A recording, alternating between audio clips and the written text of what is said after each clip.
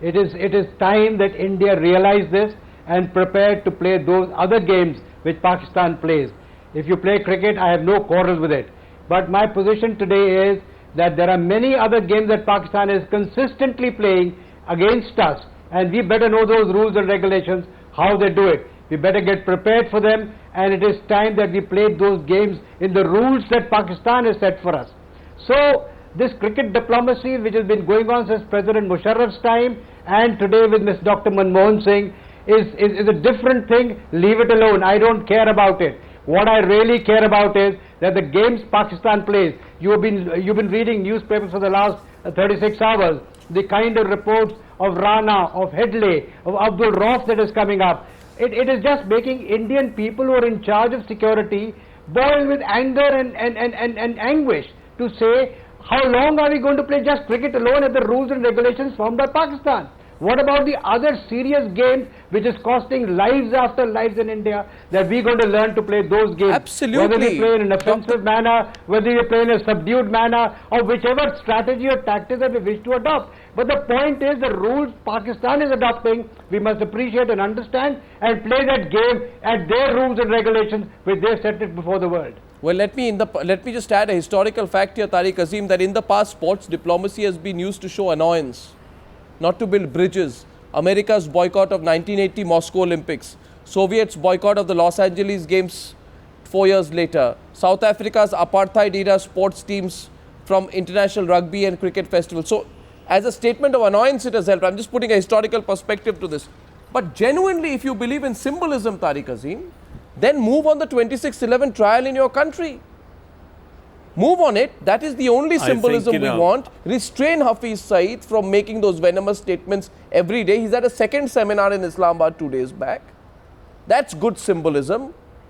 Sending players to Sharjah may make money for the BCCI, nothing else. Well, look, we cannot stop people from making statements, as you can't, stop people making statements in Bombay. Shiv Sena can say whatever they like. No. So this is not what we are about. I mean, let's move forward. You said we are trying to, this cricket diplomacy to please or appease the West. We are not. We are trying to please people on both sides of the border. Both Indians, Pakistanis, in this part of the world love their game. It's more than life and death. It's much more important even than that. So we are not trying to please anybody. If people on both sides want the game to happen, this is what we are trying to do. But having said that, my colleague on the other side is saying that Pakistan has got its own rules and they're playing games. We all know that who is playing games. And is it a coincidence that this thing happened, this story turned up of Rana and of Headley on the day that Pasha, ISI chief, happens to be in Washington for talks? Is it a coincidence that it happened? What is happening in Afghanistan? Are you saying India told Rana to make that comment in an American court? I do not know. I do not know who Headley and Rana work for. Do they work for CIA? Do they work for Indian intelligence raw? Who they work for? We do not know. But all I can say is that it's a coincidence that it happens to be on the same day as Pasha is in Washington to have talks with Panetta. Sir, everyone wants cricket between India and Pakistan. Let me tell you, all of us will leave this discussion and watch a game if it happens from the first ball to the last ball. Only question tonight is, you cannot try and link these things. You cannot expect cricket, a symbolic cricket, to make up for the absence of core issues. Sushant Sareen was animatedly moving his head when he was speaking. We cannot ignore it either. It's not one-sided. I know that you will like it. May I request you to please take a hint and a line from your own Foreign Minister Krishna, who stated that we should follow very vigorously 26/11, but it should not stop us from having peace talks, or should not stop us from having cricket matches. Absolutely. Sushant. It's very clear. You ask Mr. Tariq Azim who carried out the Mumbai attacks, and wait and see the kind of conspiracy theories he's going to come up with. So there's no point asking them to, even acknowledge that they were involved in what happened. The problem is also with us. The solemn promises which are given to the people are never kept up. And, after just 6-8 months, 1 year, we start scurrying back. We have no consistency of policy. I remember a former Pakistani ISI chief once said, you lick the Indians, they kick you, you kick the Indians, they lick you. I think Dr. Manmohan Singh has probably lived up to that promise. Now, Mr. Rajiv Shukla is saying we need to have a dialogue. Then why did we stop the dialogue after 26/11? Why didn't we continue with the dialogue then? And if we stopped it at then why are we starting it now? What have you achieved in the last 2 years, 2.5 years, that you are wanting to go back onto a dialogue, and that also with this kind of a tamasha? You send your team to Pakistan, and what happens if there is a terrorist attack on some of them? What happens then? Who's going to carry the flak for that? They say the games will happen in Sharjah that is or in just the Middle one East. part of it. They say the games will happen in the Middle No, but East, why? Sushant.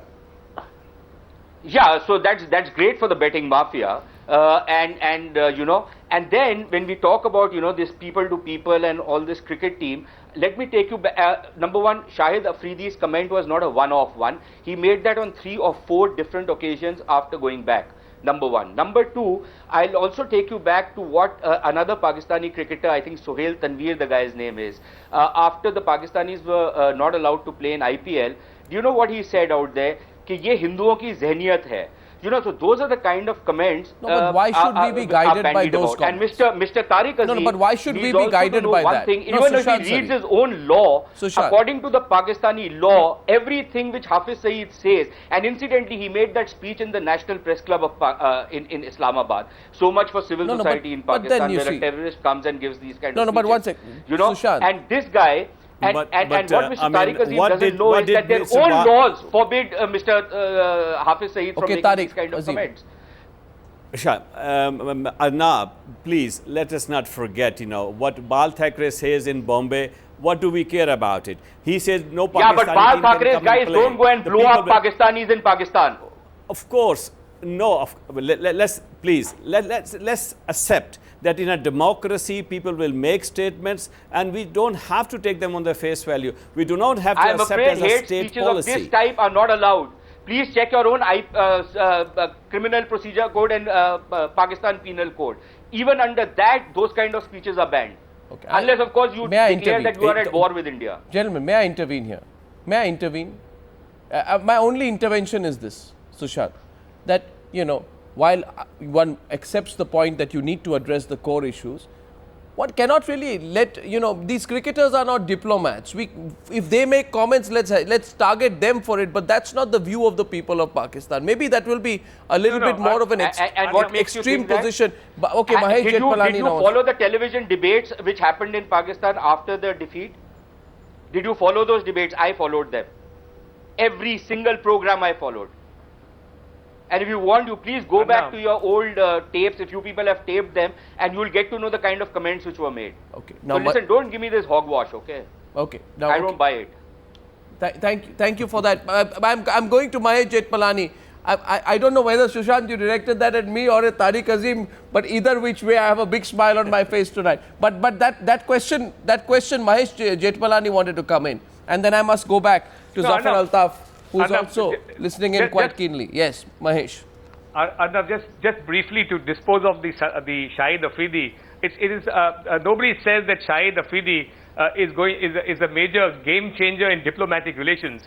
But the fact of the matter is that Indo-Pak cricket is sought to be resumed, and cricket was the dialogue was commenced during the World Cup, because it was supposed to foster friendly relationships within the two countries. That's true. It had the reverse effect. That's the only point being made so far as the Shahid Afridi comments are concerned. Okay, good. Now, coming back to what my friend Tariq Azim said, let me just say this, that 26/11 was a game changer. Now, I put it, this is how I would react as a liberal Indian. If there was a group of terrorists who went and launched a similar attack as happened in Mumbai, in Karachi or Lahore, I would be aghast that Indians were indulging in the massacre of innocent men, women and children. I would do everything to bring those people to justice. Okay. I honestly would. I don't see the same reaction. That is the kind of reaction you would expect from a friendly Pakistan and a friendly citizenry. Dr. Zafar Altaf, what does this all tell you? That that the problems are too deep and the wounds are too raw and unaddressed for the shallowness of cricket diplomacy to help us all come up with some feel-good factor. There's no feel-good factor in all of this. It doesn't last. The issues are a different one. The state of society in India is different from the state of society in Pakistan at the moment. It's a pluralistic society which is coming to terms with itself in Pakistan at the moment. And there are efforts being made to correct the issues that have been raised by our friends over there. My only request is this, that if you have this kind of thinking, then we will always be at loggerheads with each other. We need to remove that, all those kinks that have been mentioned by our friends from India. Now, I have had tremendous interventions in Baluchistan, in KPK and other places where Pakistani lives have been lost. And it is still mind-boggling for us as to who is doing it. At the moment, 14-year-olds and 17-year-olds are dying in Baluchistan. This is my country. I am worried.